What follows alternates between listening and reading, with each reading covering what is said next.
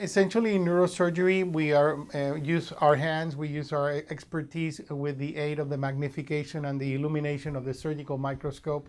Sometimes we have the special navigation systems that can help us determine where we are during the operation so that we can do the surgery safer. In the older patient population, when they have degenerative arthritis, many of these patients will come in with a condition called lumbar stenosis.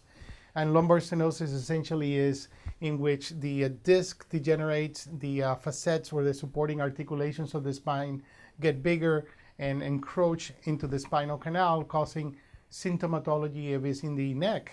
It can be very severe. It can cause paralysis of the arms and legs with weakness and numbness of the hands. And if that's not taken care of in an early stage, those patients can be very debilitated from that.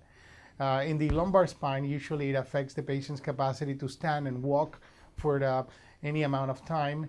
And once the patient fails conservative treatment, blocks, injections, physical therapy, if their pain and neurological injury is incapacitating, then you may have to do what is called a laminectomy. And essentially a laminectomy is an unroofing of the spinal canal, allowing the sac full of nerves to have the space it needs to properly work.